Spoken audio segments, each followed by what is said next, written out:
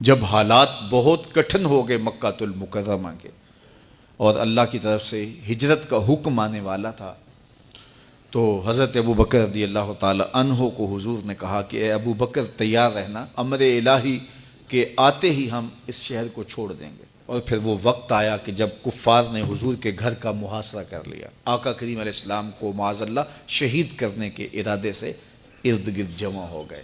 آقا کریم علیہ السلام نے ہاتھ میں خاک پکڑی اور سورہ یاسین پڑھتے ہوئے ان کی آنکھوں میں جھونکتے ہوئے حضور گزر گئے اور انہیں پتہ بھی نہ چلا، اور وہ مکان کا محاصرہ کیے ساری رات کھڑے رہے۔ صبح بستر سے حضرت علی المرتضیٰ اٹھے، اللہ اکبر، تو آقا کریم علیہ السلام نکل گئے اور حضرت ابو بکر صدیق کے گھر تشریف لے گئے۔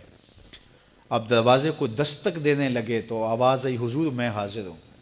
حضرت ابو بکر صدیق تیار کھڑے تھے، تو کہا ابو بکر تم تیار ہو؟ کہا حضور آپ نے کہا نہیں تھا کہ تیار رہنا، کبھی ہجرت کا حکم آ سکتا ہے تو میں تو اس دن سے ہی تیار رہتا ہوں کہ کب حضور آئیں اور جو فرمائیں میں وہی کروں۔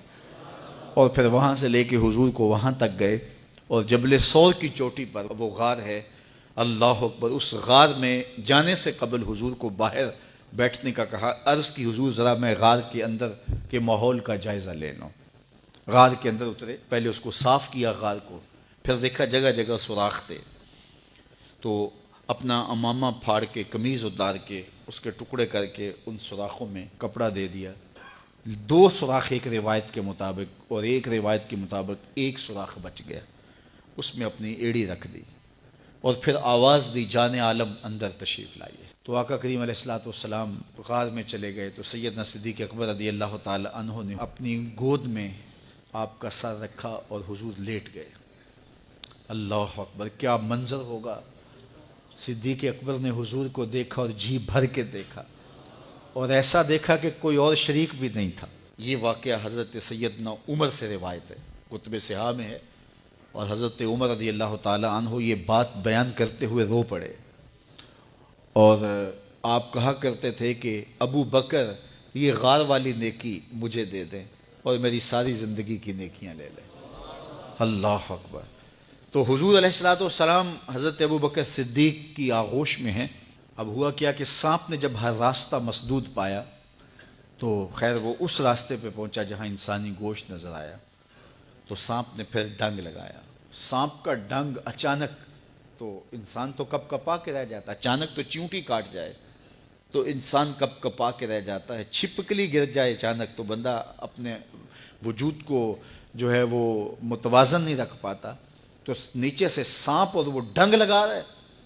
لیکن لفظ سنیے، یہ حضرت عمر کی روایت ہے کہ حضرت سیدنا صدیق اکبر نے اپنی ٹانگ کو جنبش نہیں آنے دی، مخافۃ ان یتنبہ رسول اللہ، اس ڈر سے کہ کہیں حضور بیدار نہ ہو جائے۔ ساری توجہ ادھر رہی، بے اختیار آنکھوں سے آنسو ڈھلک پڑے، درد کی شدت اتنی تھی، اور آنسو گرے تو حضور کے رخسار پہ۔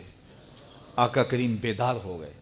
بیدار ہوتے ہی میرے حضور نے کہا، مالک یا ابا بکر، ابو بکر کیا ہوا؟ تو یہ ہوتی ہے ہنگامی صورتحال۔ ہنگامی صورتحال میں کسی کو پکاریں یا کسی کو کوئی جواب دیں تو مروجہ آداب کی رعایت کے ساتھ جو لفظ بولے جاتے ہیں وہ ترک کرنے پڑتے ہیں۔ اس مائک میں کرنٹ تھا تو میں قریب ہونے لگا، تو آپ نے مجھے متنبہ کرنا تھا، تو میرے ساتھ آپ بہت پیار کرتے ہیں، بہت محبت کرتے ہیں، تو آپ نے اگر مجھے یہ بتانا ہو کہ اس میں کرنٹ ہے اور اگر آپ نے منہ قریب کر لیا تو آپ کو نقصان پہنچ سکتا ہے، تو میرے نام کے ساتھ 20 القاب لیں گے؟ آپ نہیں لیں گے، آپ جلدی جلدی جو ہے وہ مجھے کہیں گے جناب یہاں کرنٹ ہے، تو میں یہیں سے رک جاؤں گا۔ یہ تو ہے کہ آپ میرے لیے کر رہے ہیں، اور اپنے لیے کسی کو پکاریں تو پھر بھی یہی بات ہے۔ اللہ اکبر۔ اب حضور نے جب کہا نا مالک یا ابا بکر، ابو بکر کیا ہوا، تو اب ہنگامی صورتحال تھی نا، تو فوراً کہتے لدغتو، ڈسا گیا، مجھے سانپ نے ڈس لیا، فوراً یہ کہتے نا۔ لیکن حضرت ابو بکر تیری محبت پہ قربان، کائنات میں آپ نے ایسا عاشق نہیں دیکھا ہوگا، سانپ ڈنگ پہ ڈنگ لگا رہا ہے اور ٹانگ شل ہو گئی ہے، زہر سرایت کر گیا ہے۔ حضرت ابو بکر نے جواب دیا، لدغتو فداکا امی و ابی یا رسول اللہ، حضور میری ماں بھی آپ کے قدموں پہ قربان، میرا باپ بھی آپ کی راہوں پہ نچھاور، مجھے سانپ نے ڈس لیا ہے۔